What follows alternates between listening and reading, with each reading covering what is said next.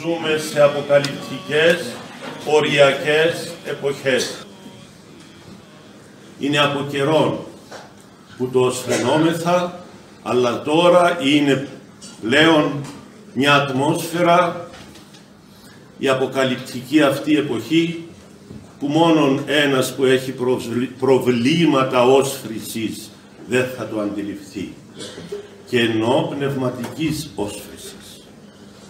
Οι άνθρωποι του Θεού, οι αγιασμένοι, από δεκαετίες πολλές μας προετοίμασαν ότι θα έρθουν δύσκολες μέρες, ότι η εποχή του χάι-χούι θα τελειώσει σε κάποια στιγμή.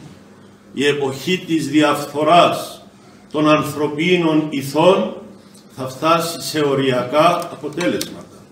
Μάλιστα, το ίδιο το Ευαγγέλιο, ο ίδιος ο Απόστολος Παύλος μας λέει και το σημείο που θα καταλάβουμε αυτά τα οριακά αποτελέσματα. Λέει στην προς Ρωμαίους επιστολή, πρώτον κεφάλαιο, ανοίξετε να διαβάσετε. Λέει, όταν οι άντρες γίνονται γυναίκες και οι γυναίκες γίνονται άντρες, τότε λέει αρχή εσχάτων εστί. Ποιος τα ακούει αυτά, ποιος τα πιστεύει? Μέχρι πρότινος, όταν τα λέγαμε, μας ενέπαιζαν πολύ. Επίστευε ο Κύπριος στην ασφάλεια του χρήματος, της υγείας του, της επίπλας του, της ψευτοϊγείας του σώματος, χωρίς αγιασμένη, έστω αγιαζόμενη ψυχή. Μα χωρίς αγιαζόμενη ψυχή, το σώμα μας είναι έναν κινούμενο πτώμα.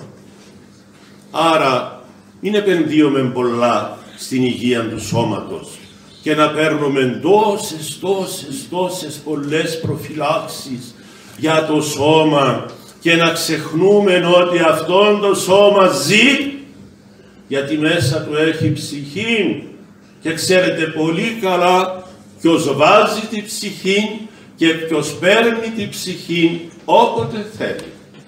Όχι όποτε θέλει ο δεσπότης ο νεόφυτος ή εσείς. Όποτε θέλει ο και νεκρόν και ζώντων την εξουσία έχων ως Θεός. Άρα ανήκουμε σε κάποιον άλλον. Γι' αυτό όταν προσευχόμεθα, τι λέμε? Η πρώτη λέξη που λέμε στο Θεό μας των Τριαδικών, Κύριε Ιησού Χριστέ ελέησόν. Κύριε ο Θεός των πατέρων ημών, έλεγαν οι Εβραίοι, ο Θεός Αβραάμ, ο Θεός Ισαάκ, ο Θεός Ιακώβ. Πρώτη λέξη ποια ήταν? Κύριε. Τι σημαίνει Κύριος? Αυτός που του ανήκει το σύμπαν, που του ανήκουν όλοι οι άνθρωποι, ο δημιουργός του σύμπαντος κόσμου. Στις μέρες μας τα ξεχάσαμε αυτά. Η τεχνολογία δυστυχώς, αντί να οδηγήσει στη διακονία του ανθρώπου, οδήγησε στην αλαζονία ιδιαιτέρως των επιστημόνων. Και έτσι ελαχιστοποιήθηκαν οι ταπεινοί πιστοί επιστήμονες. Και τώρα που ήρθε η επιδημία ενός κορονοϊού, οι επιστήμονες μας δεν ξέρουν τι να συμβουλεύσουν. Άλλος μας λέει, βάζετε μάσκα. Άλλος μας λέει, μη βάλετε μάσκα, διότι η μάσκα μαζεύει περισσότερα μικρόβια και αντί να είναι προστατευτική, τελικά επιβαρύνει το ανοσοποιητικό σύστημα. Έρχεται ο άλλος και σου λέει, μασκαραλίκια όλα αυτά, μας έχουν κάνει μασκαράδες. Απαντά ο αδύναμος, και τι να κάνω πάτερ εγώ που δεν έχω την πίστη τη δική σου, που δεν έχω την πίστη του Αγίου Σάββα? Ποιον να πιστέψω τελικά? Και ο άνθρωπος, ο απλός άνθρωπος, ευρίσκεται μετέωρος μεταξύ φόβου, ολιγοπιστίας, ενίοτε και πίστεως. Όταν είσαι μέσα στην πίστη, ούτε ολιγοπιστία έχεις, ούτε φόβον έχεις. Το ζήτημα είναι ότι ήρθε η εποχή των εξετάσεων της πίστεως και πιαστήκαμε κλήρος και λαός απροετοίμαστοι. Είναι ως ξαφνικά να μπήκε ο καθηγητής στην τάξη που είμαστε εμείς μαθητές και είπε, παιδιά, κλείστε τα βιβλία, σήμερα θα κάνουμε διαγώνισμα. Μα δεν έχουμε προετοιμαστεί. Τόσα χρόνια τι έκαμε? Η ζωή δεν είναι μια συνεχής προετοιμασία? Πρέπει να αρρωστήσω για να προετοιμαστώ. Και όχι για τη ζωή των 100 χρόνων, των 80 χρόνων, για την αιώνια ζωή. Εκεί που δεν πεθαίνει η ψυχή. Ακούσατε τι λέγαμε προηγουμένως? Τώρα στα επιμνημόσυνα μετά των Αγίων, ανάπαυσον Χριστέ, ένθα ουκ έστι πόνος, ου λύπη, ου στεναγμός, αλλά τι? Ζωή. Και τι ζωή? Ατελεύτητος. Εμείς θέλουμε μια ζωή που να τελειώνει τελικά, μέχρι τον τάφο. Ακόμα και εμείς που ερχόμεθα εκκλησία, δεν σας κάνει εντύπωση πόσος φόβος μας κατέλαβε?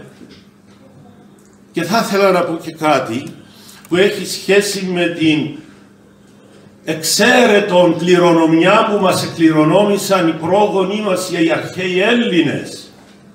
Και διξεχνούμε πώς ονόμασαν αυτόν τον λεγόμενον προστατευτικών του στόματος και της μύτης. Μάσκα. Πάρτε, λέει, τις μάσκες σας να προστατευτείτε από τον κορονοϊό. Αυτόν που έφυγε και αυτόν που έρχεται. Διότι έρχεται κιόλας. Άλλος, πιο δύσκολος, για άλλες εξετάσεις. Από το elementary στο intermediate. Πάρτε, λέει, μάσκες όλοι. Γίνετε μασκοφόροι. Όχι της ενώσεως με την Ελλάδα, όπως ήταν κάποτε ο μακαριστός πατέρας Σάββας. Ναι. Μασκοφόροι της υγείας. Να τι σημαίνει μάσκα? Ανοίξτε ένα λεξικό. Οι νεότεροι που ξέρετε τα του διαδικτύου, γράψετε μάσκα. Και μάσκα, λέει, είναι λατινική λέξη, δεν είναι ελληνική. Η ελληνική είναι προσωπίον. Η μάσκα, λέει, μπαίνει τις αποκριές, επίσης βάζουν οι κλέφτες, επίσης βάζουν αυτοί που ασχολούνται με τις μαγείες και με τα όργια και τη βάζουν πού? Στα μάτια. Γιατί ο καθρέφτης της ψυχής είναι ο οφθαλμός, είναι τα μάτια. Άρα η μάσκα δεν μπαίνει στο στόμα ούτε στη μύτη. Μπαίνει στα μάτια. Τόσο λίγα γράμματα ξέρει ο Παγκόσμιος Οργανισμός Υγείας του ΟΗΕ, που τη μία μάσκα που προορίζεται για τα μάτια την εκατέβασα στο στόμα και στη μύτη. Αυτό πώς λέγεται? Φήμοτρον. Αυτό που βάζετε τώρα είναι φήμοτρον, αγαπητοί μου. Αν θέλουμε να είμαστε Έλληνες και το σοφόν να είναι σαφές. Το φήμοτρο ξέρετε πού το βάζουμε? Του βου, του αλόγου, του σκύλου, να μην λαγκάνει. Για να είμαστε Έλληνες. Αφού χριστιανοί δυσκολευόμεθα να είμεθα και να ονομάζουμε τα πράγματα με το όνομά τους. Αυτόν είναι φήμοτρον. Γιατί, και μάλιστα ξέρετε, είναι ένα φήμοτρον αφιβόλου αποτελεσματικότητας, που μπορεί τελικά να μαζεύει περισσότερα μικρόβια από ό,τι προστατεύει.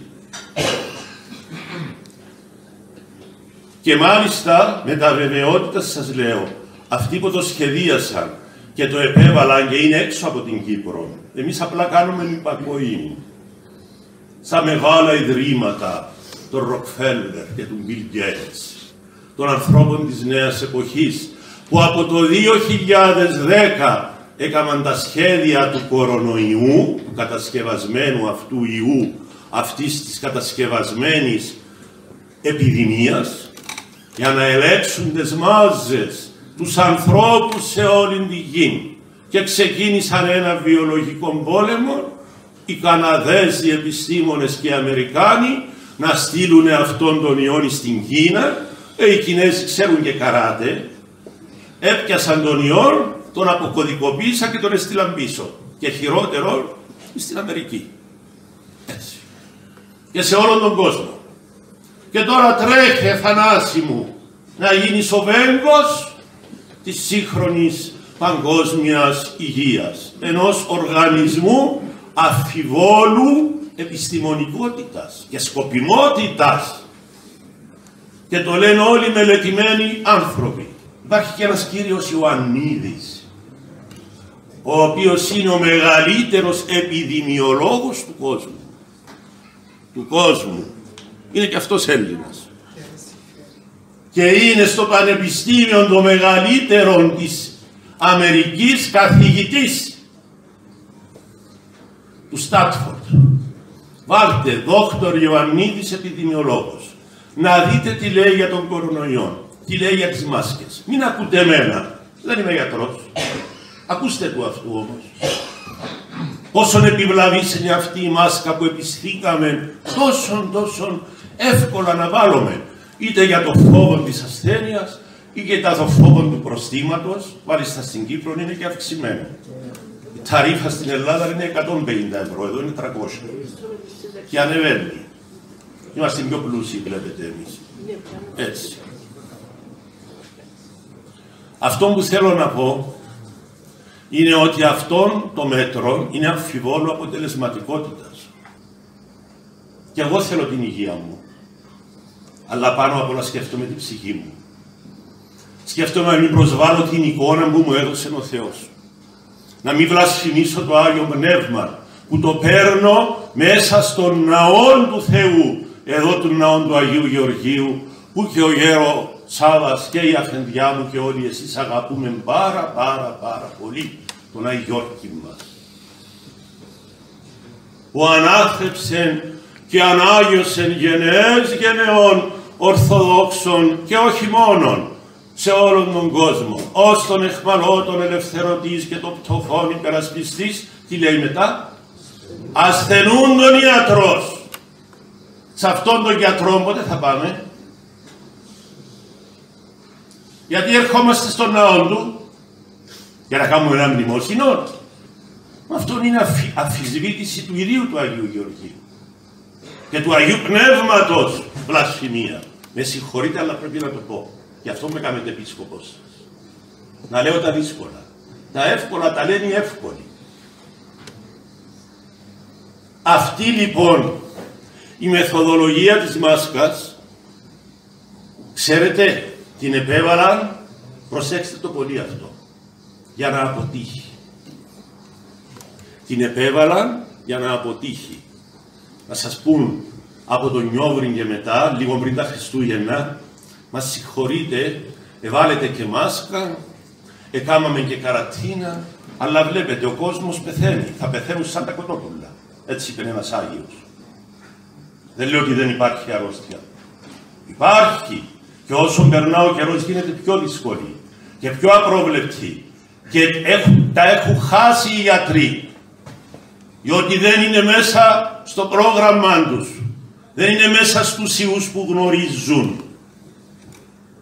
Έχει συνεχώς μετάλλαξη και διαφοροποίηση.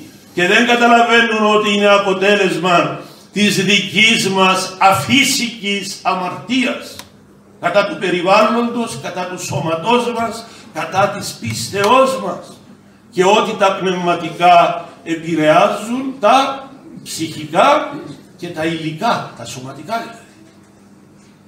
Είμεθα μια ενότητα, μια αρμονία. Όταν διαταραχθεί το ένα, διαταράσσονται όλα. Όταν αποκατασταθεί ένα, συναρμόζονται όλα.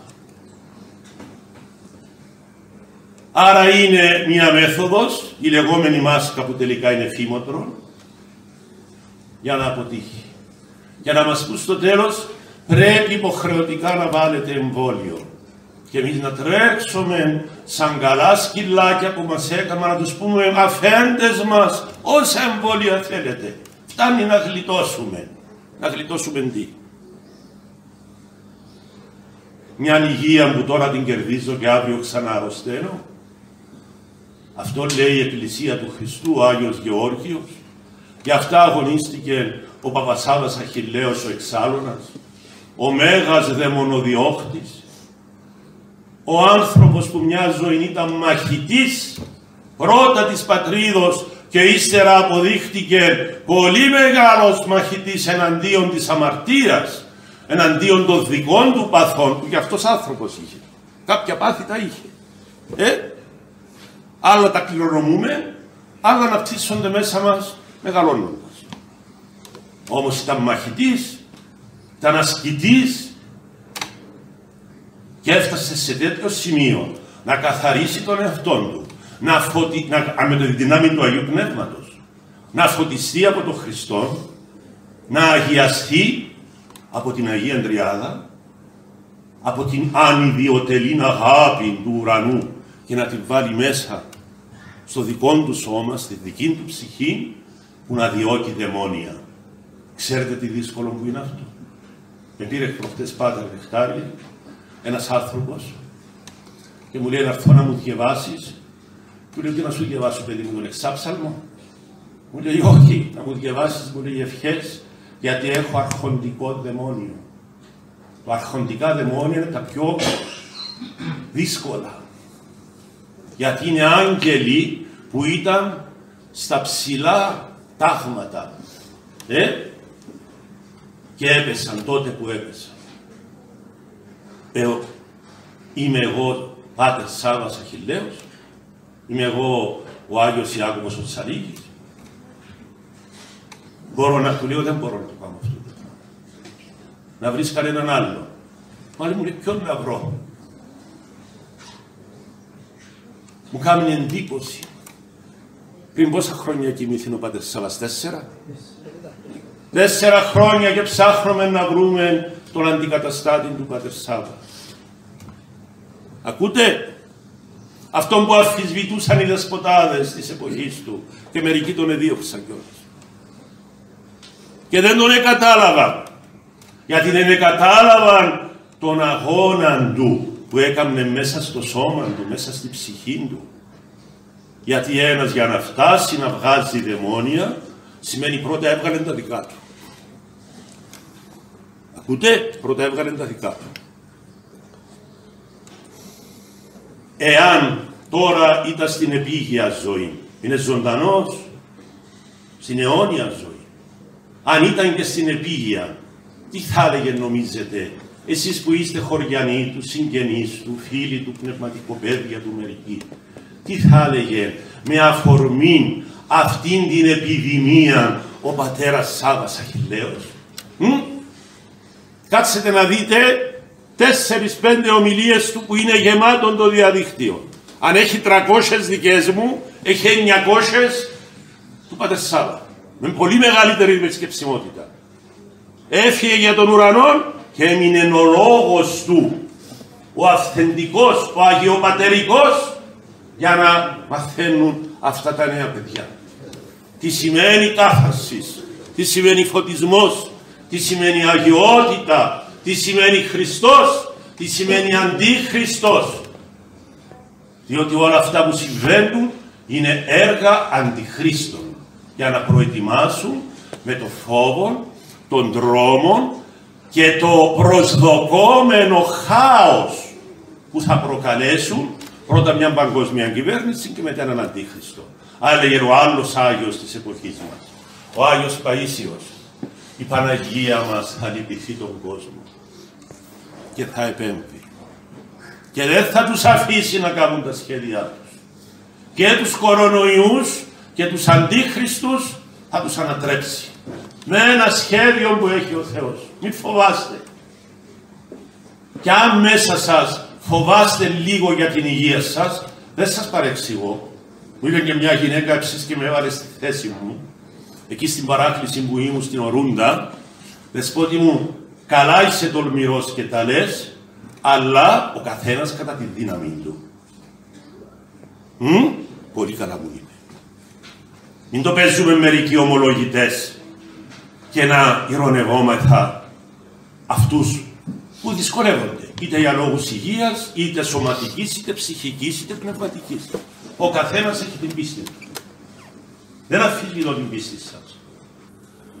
Και όλοι, είτε αυτοί που νομίζουμε πως είμαστε ομολογητές, είτε είμεθα ολιγόπιστοι, είτε κακόπιστοι, είτε συγχυσμένοι από τα πολλά που ακούμε, σας συνιστώ πρώτον να κλείσετε στις τηλεοράσεις.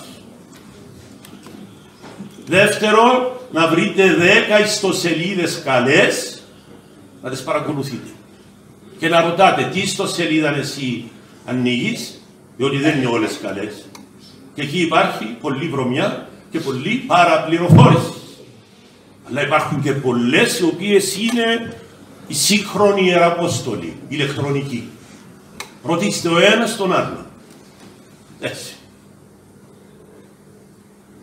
Και το κυριότερο, κρατήστε την νηστεία. Μπήκαμε στην νηστεία του 15 Αυγούστου. Η νηστεία διώκει δαιμόνια. Να προσεύχεστε με την προσευχή που μας είπε ο Άγιος Σοφρόνιος του Έσσεξ. Χριστέ μου, δώσ' μου την υπομονή και την πίστη των Αγίων.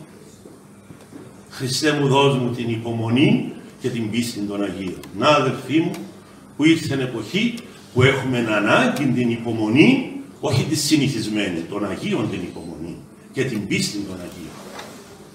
Και δίνουμε μάλιστα εξετάσεις, όχι μόνο σαν πρόσωπα και όχι προσωπία. Δίνουμε εξετάσεις και στα παιδιά μας και στα εγγόνια μας. Ό,τι βλέπουν τα παιδιά μας και τα εγγόνια μας, θα τα κάνουν αύριο αυτά. Αν βλέπουν γενναιότητα και πίστη, αυτό θα κάνουν. Όταν έρθει η πιο δύσκολη εποχή του Αντιχρίστου. Το παράδοξο, πατέρες μου, είναι ότι όλα αυτά που λέω τώρα εγώ, ο πολυξέρης, ο πατήρ Σάββας, τα έλεγε εδώ και δεκαετίες. Ότι θα έρθουν αυτά τα πράγματα. Που τα ήξερε. Ακόμα και για την Τουρκία, ότι θα έχει αλαζονία, επιθετικότητα και στο τέλος θα καταστραφεί και θα ελευθερωθεί και η Κωνσταντινούπολη. Πού τα ήξερε αυτά? Ποιος του τα έλεγε? Διέβαζε εφημερίδες, έβλεπε διαδίκτυο, δεν υπήρχε διαδίκτυο. Διέβαζε γεωστρατηγική. Πού τα ήξερε αυτά και ο Άγιος Παΐσιος? Και ο Άγιος Κοσμάς ο Αιτωλός τον 18ο αιώνα και τώρα τα ζούμε. Ο Άγιος Γέρον Παπάς Αυτοσέγγαμος, Ιωάννης Καλαΐδης, έλεγε πρώτα θα έρθει ένας βιολογικός πόλεμος, να ήρθε. Μετά λέει θα έρθει ένας γεωλογικός, αναστάτωση και ταρακούνημα όλης της γης και πολλών εθνών και χωρών, και ύστερα θα έρθει λέει πείνα και παγκόσμιος πόλεμος. Και μετά μεγάλη ειρήνη και μεγάλος δοξασμός της Ιεραποστολής, της Ορθοδοξίας σε όλον τον κόσμο. Αλλά θα προηγηθεί, έλεγε, μια μεγάλη εγχείρηση σε όλα τα έθνη. Σε όλα τα έθνη. Πού τα ξέραν αυτά? Ακούτε σε ποιαν παρέα ανήκε ο Αλονεύτης, πατήρ Σάββας Αχιλλέος? Στην παρέα των Αγίων, στην παρέα των συγχρόνων Αγίων Γερόντων, στην παρέα των προφητών, στην παρέα των οικουμενικών διδασκάλων, αυτόν που τόσον λείπει από τη σημερινή γενεά των σημερινών επισκόπων, δυστυχώς και δευτερευόντως των ιερέων. Σήμερα έχουμε ανάγκη από οικουμενικούς διδασκάλους, από δαιμονοδιώχτες, ανθρώπους της καθάρσεως, του φωτισμού και της αγιότητας. Αυτόν έχουμε ανάγκη. Έτσι βοηθούμε και τις επιδημίες και τις λοιμώξεις και το κράτος και όλους. Και αν έτσι συμπεριφέρονται οι κρατούντες και οι δημοξιολόγοι, τόσα ξέρουν, τόσα λένε. Τόσα τους είπαν, τόσα επαναλαμβάνουν. Εμείς τι τους είπαμε? Εμείς οι αρχιερείς, εμείς οι παπάδες. Τους εφωτίσαμε, τους έδειξαμε τι κρύβεται πίσω από όλα αυτά τα μεγάλα ιδρύματα. δυστυχώς αισιοπήσαμε. Έχουν τα σχέδιά τους και τώρα χρησιμοποιούν την αρρώστια αυτή για να επιβάλλουν τα σχέδιά τους σιγά σιγά. Έχουν σχέδια χωρίς το ξενοδόχο που λέγεται Χριστός, χωρίς τη μεγάλη μητέρα των Ορθοδόξων και όλων των Χριστιανών που λέγεται Θεοτόκος, χωρίς να λογαριάζουν και να υπολογίζουν την δύναμη των Αγίων. Έχει και η Άλλονα, τον Άγιο Γεώργιο. Έχει και τον Όσιον Πατέρα ημών, Σάββα τον Ιαματικό. Αυτή είναι η δόξα σας, αυτή είναι η τιμή σας, αυτή είναι η γιατρή σας και αν μερικοί δεν το έχετε καταλάβει, όταν θα έρθει η επόμενη αρρώστια, ο επόμενος σεισμός και η πείνα οπωσδήποτε έρχεται. Τότε θα καταλάβουμε και θα τρέξουμε και στην αυλή του Αγίου Γεωργίου και στη χάρη του Οσίου Πατρός ημών Σάββα του Ιαματικού. Η Κύπρος ειδικά μας έκαμε ο Θεός νησί. Μπορούσαμε να αντιμετωπίσουμε το πρόβλημα της επιδημίας με 2-3 κινήσεις. Πρώτη κίνηση. Από τον Μάρτιν που ξεκίνησε, που φάνηκε αυτόν το κακό, να κλείσουμε τα οδοφράγματα. Τελείως. Και σας το λέω εγώ που έκανα αγώνα για να ανοίξω. Αλλά για άλλους σκοπούς. Δεύτερον, να κλείσουν τα αεροδρόμια. Είμαστε νησί. Τουριστικό θα πει κάποιος και θέλουμε και χρήματα Άγιε Όρφου.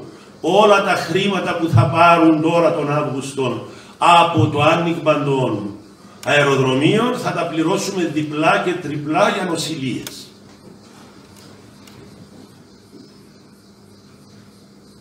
Δεν ήταν καλύτερα να πούμε θα περάσουμε έναν κλειστό καλοκαίρι για να έχουμε ένα χειμώνα που να έχουμε μία σχετική επάρκεια αγαθών, τροφίμων, καυσίμων και φαρμάκων. Ο Θεός δόξασε, ο Θεός έβρεξε. Νερόν έχουμε πολύ για φέτος. Δεν τα σκεφτήκαμε έτσι. Θέλουμε και υγεία, θέλουμε και μέτρα με μάσκες και άλλα κοινά και φήμοντρα, θέλουμε και τουρισμό, θέλουμε και να κελιματικούν κατά τον Κυπρίο παρά, θέλουμε να κάνουμε και διακοπές στις Σεϊχέλες. Τα θέλουμε όλα. Όποιος τα θέλει τα πολλά, ξέρετε τι χάνει. Χάνει και τα λίγα.